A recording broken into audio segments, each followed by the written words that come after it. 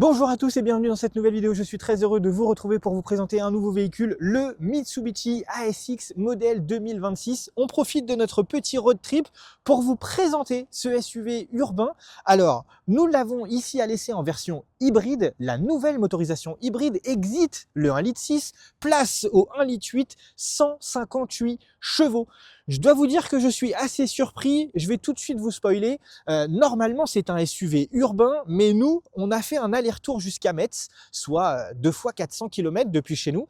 Et c'est assez bluffant au niveau du comportement routier, au niveau du comportement du moteur. C'est beaucoup plus silencieux, c'est beaucoup plus agréable. En revanche, et on va y revenir, là où ça me pose quelques petits problèmes, c'est sur la boîte de vitesse, puisque sur la version hybride, on a une boîte multimode à crabot, 4 rapports thermiques, 2 rapports électriques et les rapports de boîte, c'est pas super. D'autant plus qu'il faudra faire attention, on a plusieurs modes de conduite, un mode éco, un mode sport, un mode confort et on a un mode personnalisé. Je vous le dis tout de suite, si vous comptez faire de l'autoroute et rester en mode éco, oubliez tout de suite, parce que le véhicule a tendance à pas être sur le bon régime lorsque vous êtes à 130 et ça peut vite être désagréable. En revanche, dès qu'on est en mode confort, c'est tout de suite beaucoup mieux. Mais avant ça, on va quand même vous parler chiffres sur cette ASX 2026. On va vous donner les dimensions. Alors oui, vous allez tout de suite me dire, c'est un Renault déguisé, on est simplement sur un Capture rebadgé. Mitsubishi ne s'en cache absolument pas. Mais c'est peut-être aujourd'hui la seule façon de Mitsubishi de pouvoir rester sur le marché européen, c'est de bénéficier, de profiter de cette alliance Renault-Nissan, l'alliance complète du groupe. Et donc effectivement, Mitsubishi rebadge certains véhicules de chez Renault. Il réadapte quelques petits trucs. Les packs, les options, etc. sont en général mieux chez Mitsubishi. Vous allez avoir pour le même prix soit plus d'options, soit en tout cas à pack équivalent, ce sera moins cher. Et j'ajouterais même, chez Mitsubishi, vous avez la garantie 8 ans, 160 000 km. Et c'est 8 ans garantie constructeur. Ce n'est pas une garantie constructeur de 2 ou 3 ans et après une extension de garantie. Non, chez Mitsubishi, c'est 8 ans de garantie constructeur. La gamme de ce ASX 2026 démarre à partir de 27 000 €. Vous l'aurez sans doute remarqué, il est vraiment extrêmement bien équipé et celui-ci se vend au tarif de 38 000 €. 3 possibilités de motorisation sur cette ASX 2026. Vous avez un petit moteur essence, 1,2 litre, 116 chevaux, 3 cylindres, 190 Nm de couple. Ça, c'est pour la version vraiment entrée de gamme de cette ASX 2026. Il y aura également un 1,3 litre, 140 chevaux accouplé à une boîte de vitesse DCT 7 rapports. Et enfin, cette nouvelle version hybride 1,8 litre, 158 chevaux, avec la transmission multimode dont je vous ai parlé juste avant. Elle nous promet des consommations assez exceptionnelles puisque Mitsubishi nous annonce 4,4 litres au 100 de consommation en cycle mixte WLTP. Sur les versions essence plus classiques, les consommations vont de 7 litres à un peu plus de 6 litres. Donc, cette version hybride est vraiment très efficiente. Et d'ailleurs, nous, là, sur l'autoroute, sur les trajets autoroutiers, on est à 5,8 litres de consommation moyenne sur les 570 km que l'on a fait depuis ce matin que nous sommes partis. Et donc, le retour que nous avons commencé à faire, c'est vous dire si quand même, sur l'autoroute, il est très efficient. On va vous donner le poids sur la balance de cette ASX de 1,2 tonne à 1 tonne 360 à peu près, pour ce qui est du poids entre la version essence et la version hybride. Le réservoir, lui, est inchangé entre la version essence entrée de gamme et la version hybride. C'est un réservoir de 48 litres. Il vous annonce quasiment 1000 km d'autonomie sur cette version hybride. Je dois vous dire que quand même, il y a de quoi faire. Quelques chiffres qui vont vous intéresser, j'en suis sûr, c'est le poids possible à tracter avec cette ASX, puisque vous allez avoir la possibilité de tracter 1 tonne 5 avec le moteur thermique 140 chevaux accouplé à la boîte DCT. En revanche, ce sera 1 tonne en remorque freinée pour cette version hybride qui pourtant est plus puissante. C'est un peu dommage, mais c'est comme ça. On va également vous donner les dimensions de cette ASX 2026, 4,22 m de longueur, 1,80 m de large et 1,57 m de hauteur. C'est quand même plutôt pas mal. 1,80 m de large, ça commence à faire sur le segment des SUV urbains. Moi, en tout cas, ce qui m'étonne le plus, c'est l'empattement. On a plus de 2,60 m d'empattement. Je vous le rappelle, l'empattement, distance entre la roue avant et la roue arrière. Donc, c'est ce qui va définir l'habitabilité du véhicule. On a 2,63 m exactement d'empattement. Et pour autant, à l'intérieur de cette ASX, on a de l'espace. Mais je dois vous dire que on n'a pas autant d'espace qu'on aurait pu l'espérer avec autant d'empattement finalement. Et c'est peut-être là, moi, ma déception, c'est finalement l'habitabilité arrière de cette ASX et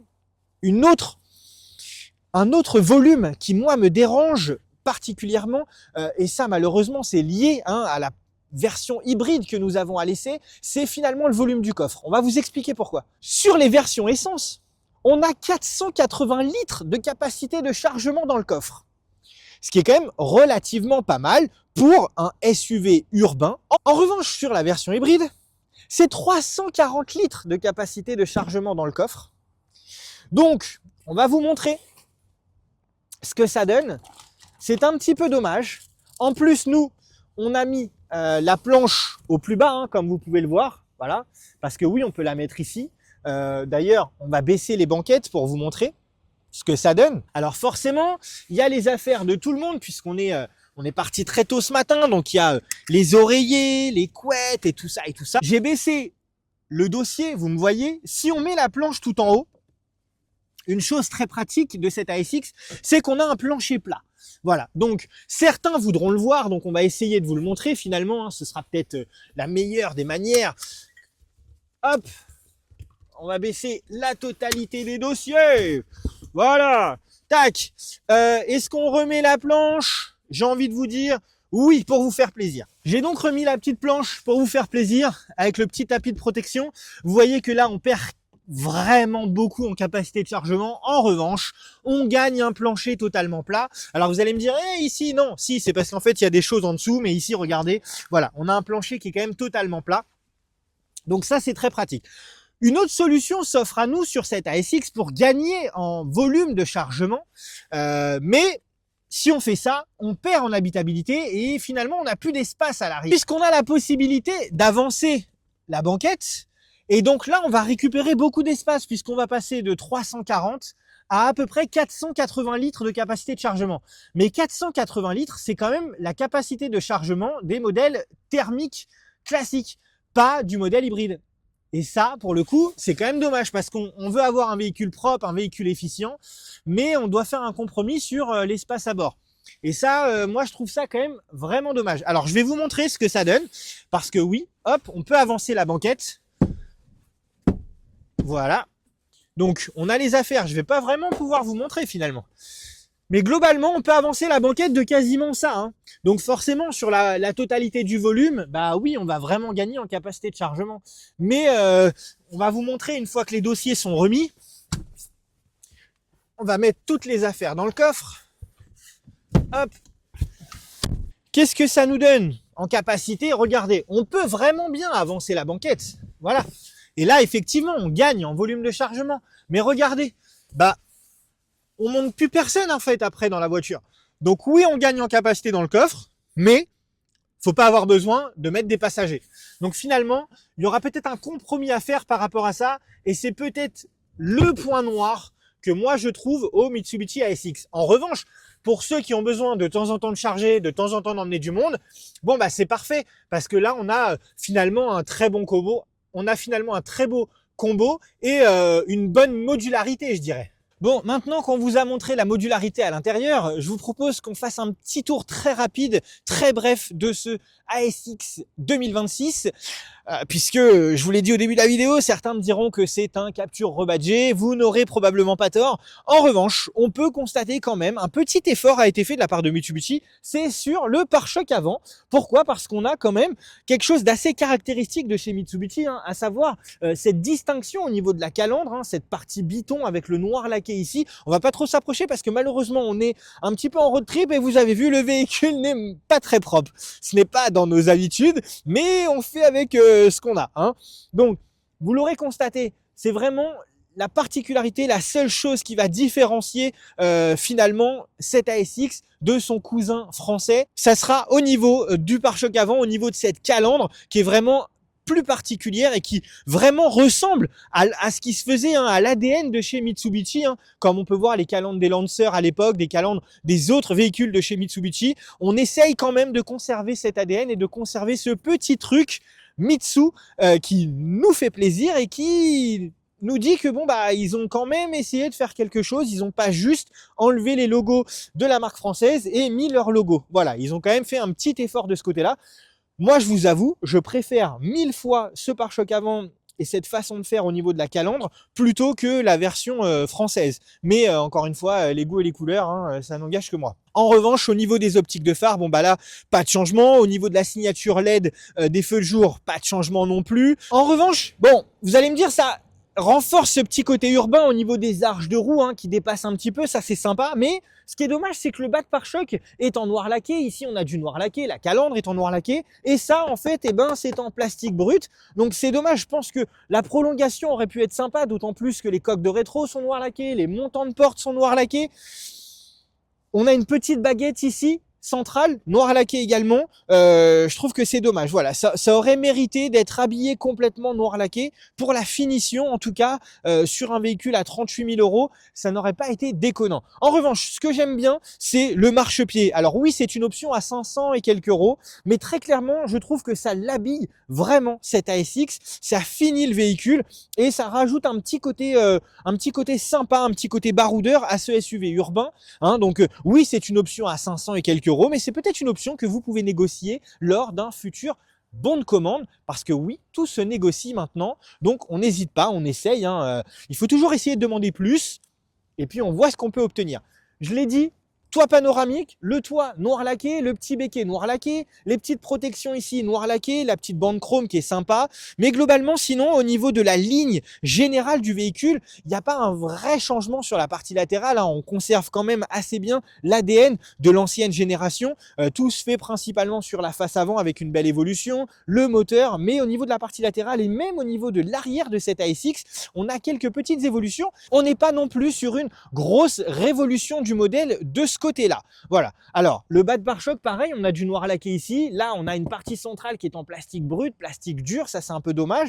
Mais sinon, voilà, on a ce petit design qui a été fait en partie basse. C'est sympa, mais c'est vrai que on aurait aimé finalement que la totalité soit un peu plus habillée, un peu plus sympa. Bon, écoutez, je vous propose qu'on passe à l'intérieur. Je vais venir m'installer pour que vous puissiez voir l'espace que l'on a à bord. Je m'assois à l'arrière de la SX. Alors déjà, on pourra constater, on va vous montrer quand même, au niveau du panneau de porte, bon bah oui, c'est un petit peu moussé, là c'est du plastique, là c'est du plastique et là c'est du plastique. On n'a que cette partie-là qui est un petit peu moussée avec un revêtement sympa.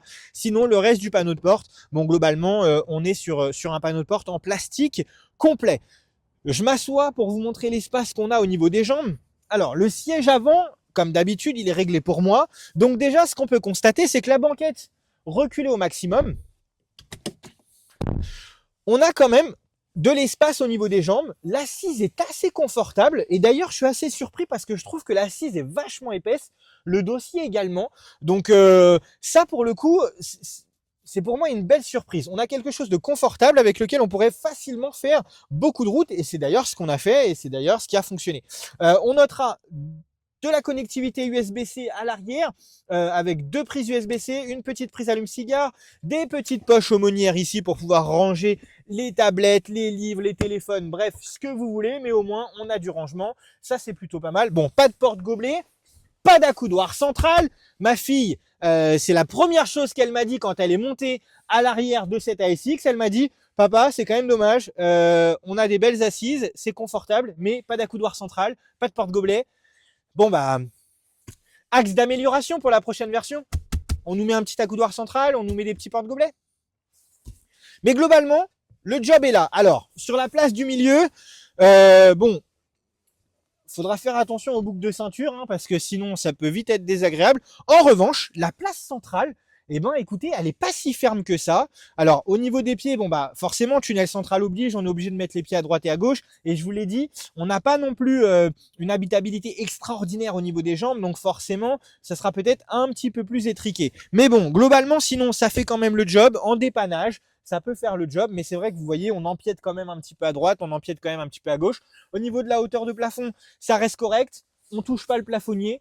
C'est limite, mais on touche pas le plafonnier. Probablement que les personnes avec des cheveux toucheront le plafonnier. Mais moi, j'ai pas de cheveux, alors du coup, je suis pas embêté.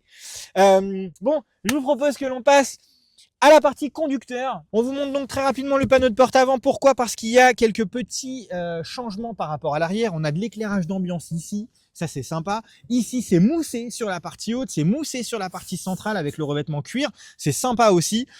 Pareil ici, en revanche, bon bah partie basse plastique, mais ça me dérange pas. Ce qu'il y a, c'est que en haut, ça a été moussé et ça c'est agréable. Et du coup, je vais m'installer, hop.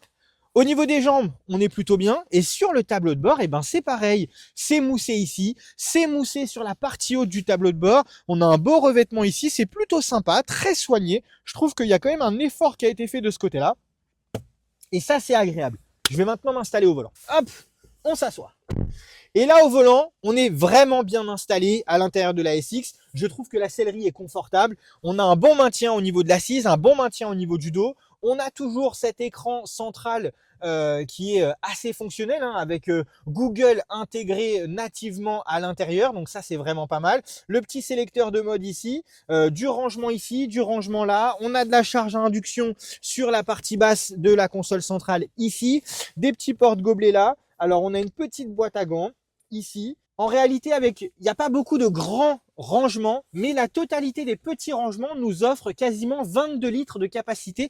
Donc, c'est plutôt pas mal sur l'ensemble du véhicule. Moi, ce qui me dérange, c'est vraiment cette petite commande ici. J'aurais aimé récupérer tout ce qui est commande de médias sur le volant. Il y a bien longtemps qu'on n'a plus des commandes comme ça en plus. Hein, il y a vraiment que chez nos marques françaises, et je ne préciserai pas quelle marque française, conserve encore ce sélecteur-là. Et ça, c'est un peu dérangeant. J'aurais aimé que Mitsubishi fasse l'effort de nous mettre les commandes au volant, qu'on ait l'intégralité de nos commandes qui soit au volant. Et ça aurait pu être vraiment sympa. De la connectivité avec double USB-C encore sur l'avant, une prise allume-cigare. De ce côté-là, on est quand même bien servi. Il y a pas mal de connectivité, donc ça, pour le coup, c'est top. On va vous montrer rapidement, hop, le combiné d'instruments, parce que là, clairement, ça c'est plutôt sympa, hein. Franchement, il est très très bien fait. On a une bonne lisibilité. Alors, on a Maps qui est en fond, mais on a la possibilité d'avoir plusieurs types d'affichage. Il suffit d'appuyer sur le petit bouton. Voilà. Donc, on peut avoir des compteurs classiques. Donc, on a cet affichage-là de possible. On a celui-ci qui est possible aussi. Hop, je remets, tac. Et en fait, sur la partie droite, vous avez plusieurs menus avec la console et on peut ne rien avoir. Et donc là, vous avez uniquement la vitesse qui sera affichée.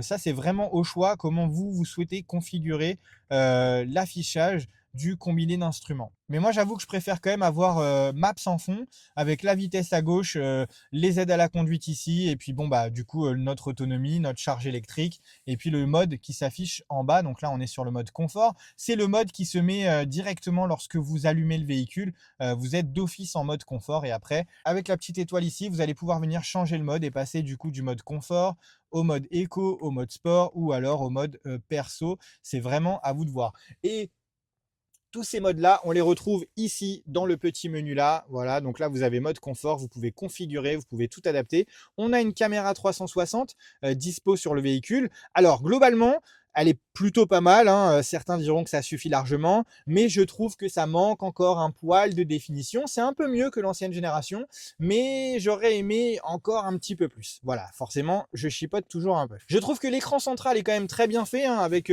les paramètres du véhicule ici, avec les différents menus, hein, les accès, l'accueil, l'habitacle, avec le réglage de l'éclairage d'ambiance, les différents volumes pour les clignotants, les widgets à modifier, etc.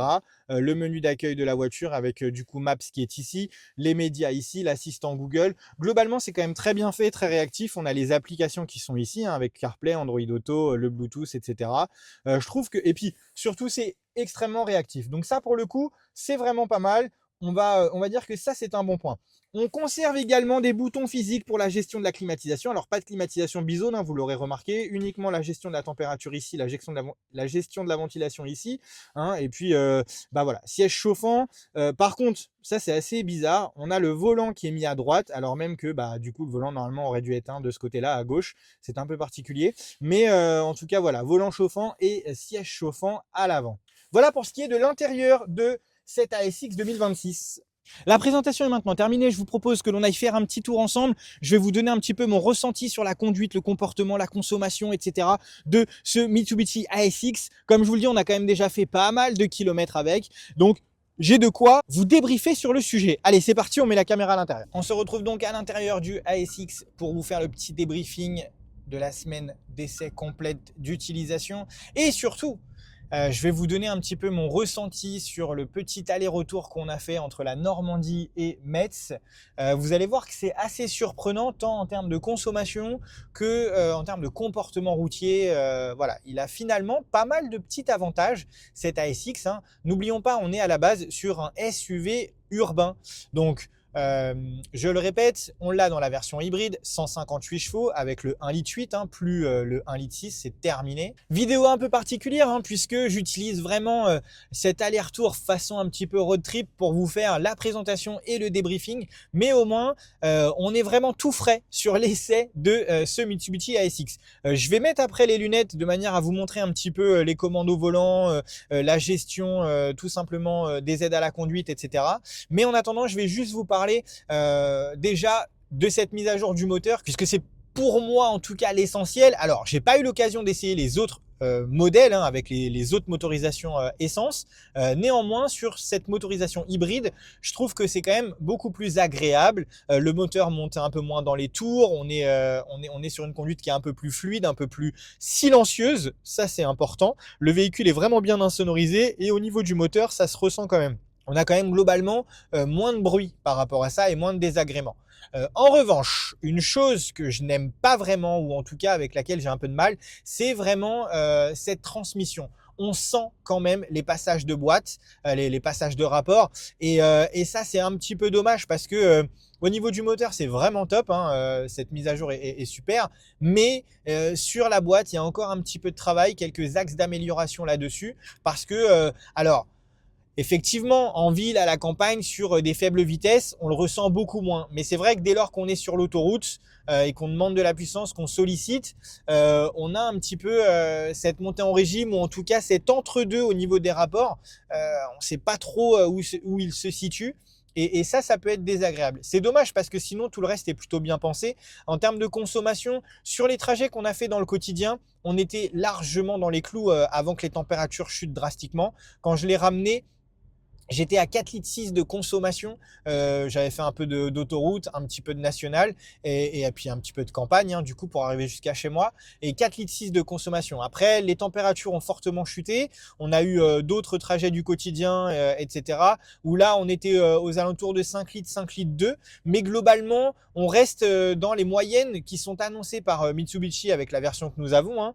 Donc ça reste très acceptable. Et là, sur le trajet qu'on a fait, entre l'aller et une grosse partie du retour, puisque je suis à 700 km d'effectuer depuis ce matin, et il reste une centaine de kilomètres avant d'arriver chez moi, on est à 5,8 litres de consommation.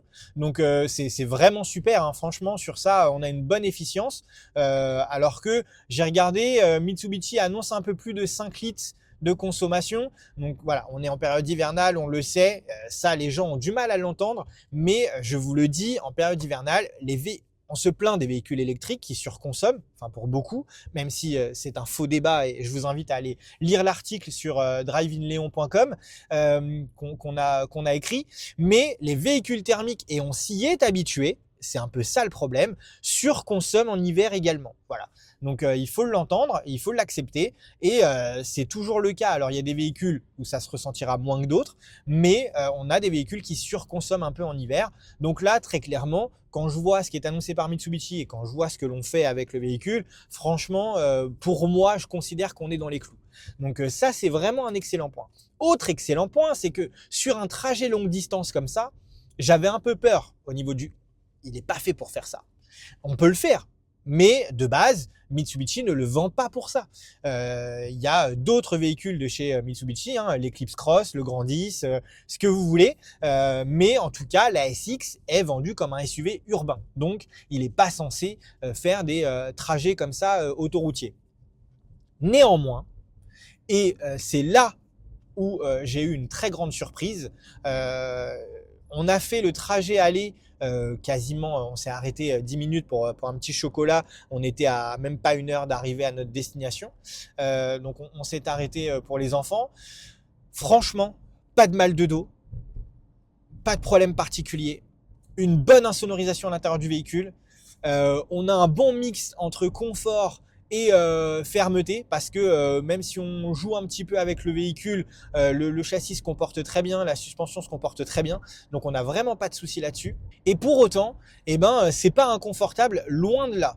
Et j'avoue que sur ça, ça m'a quand même bluffé parce que je m'y attendais pas forcément. La seule chose qui pêche pour moi sur de la longue distance, ça va être l'habitabilité et la capacité de chargement. Je vous l'ai dit pendant la présentation, ce que l'on a nous en capacité de chargement avec la banquette avancée à fond, c'est ce que les véhicules classiques thermiques du ASX ont, mais avec la banquette reculée à fond. Nous, sur la version hybride, c'est vrai qu'on est fortement pénalisé par rapport à ça, et ça, pour moi, c'est quand même dommage. Après, en ce qui est de l'espace à bord, globalement, conducteur, passager, on a quand même relativement suffisamment d'espace, on est bien installé, les sièges maintiennent très bien, on a de la place aux jambes, on a de la connectivité, on a plusieurs rangements, donc ça, c'est agréable. Même à l'arrière, les enfants ont pu bénéficier de la double charge USB-C, il y a de la place, les assises maintiennent bien, c'est confortable, c'est épais, donc on peut faire de la grande route sans aucun problème.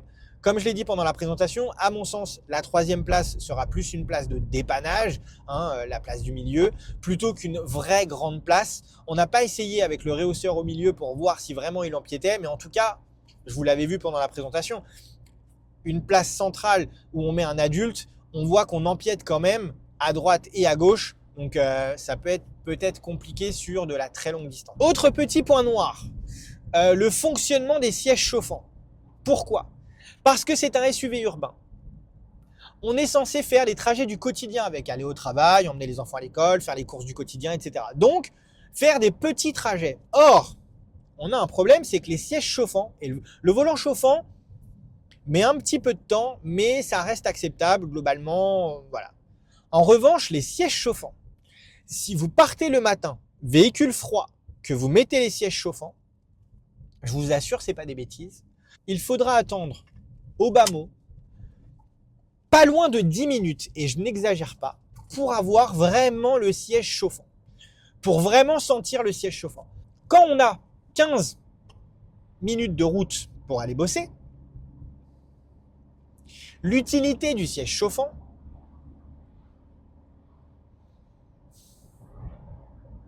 et ça c'est dommage. Parce qu'on a testé des véhicules où on appuie sur les sièges chauffants, je ne vais pas dire c'est instantané, mais on a une réactivité du siège chauffant et globalement ça chauffe quand même relativement bien. Là, c'est vrai que malheureusement, je trouve que le siège chauffant est assez long. Et ça, pour le coup, c'est pas super. On va en profiter pour vous montrer un petit peu l'environnement de bord de ce Mitsubishi ASX, avec le combiné d'instruments que vous pouvez voir devant moi, qui est vraiment très clair, très lisible. Alors, en conduite, ça donne ça, avec les différentes options qui s'offrent à vous sur la personnalisation d'affichage. On a plusieurs modes d'affichage. Faire quand même l'affichage avec soit Maps, soit Waze derrière. Si vous utilisez Apple CarPlay, vous pouvez avoir du coup Waze en GPS derrière au niveau du compteur. Donc vous avez la montée en régime à droite et vous avez la vitesse à gauche avec la sélection des rapports, etc. On a notre autonomie, on a notre mode de conduite, on a la charge de la batterie également qui s'affiche en bas à droite. Donc voilà, ça c'est ce que vous pouvez voir, mais moi j'aime bien en fait quand on a finalement le minimum. Donc on a la navigation et si on vient appuyer ici, voilà, on a du coup une vue beaucoup plus claire en fait et on supprime finalement les informations de droite qui pour moi, je vais pas dire qu'elles ne sont pas nécessaires, mais en tout cas ne sont pas primordiales. On a l'information nécessaire à gauche avec la vitesse et avec le menu complet des aides à la conduite qu'on va vous détailler dans un instant. Donc là, je vais uniquement toucher à ce petit pavé qu'il y a ici avec tous les petits boutons. Donc là on a la vitesse qu'on va sélectionner ici sur le régulateur adaptatif. Là on a la distance qui nous sépare du véhicule devant nous. Là on a les différents modes que l'on peut utiliser. Donc on a un régulateur adaptatif, on a un limiteur, on peut couper bien entendu, et on a l'Active Assist sélectionné. Donc là ça veut dire que là on a vraiment le maximum d'aide possible. Donc une fois que ça on l'a sélectionné, on vient soit appuyer directement ici, par exemple si on veut calibrer la vitesse à laquelle on roule, soit on peut avec ce petit bouton là appuyer et en fait il va venir calibrer notre vitesse sur la vitesse cible et sur le panneau qui est lu. Mais normalement, ça met un petit carré ici au niveau du 90 et ça vous met en fait la vitesse cible. Donc là, du coup, on a l'aide au maintien dans la voie à l'alerte de franchissement de ligne, on a le régulateur adaptatif et on a du coup une distance de 2 traits entre nous et la voiture devant nous. Donc globalement, c'est quand même assez facile à utiliser, assez simple. Sur la partie ici, vous avez uniquement le petit écran que je vous ai montré.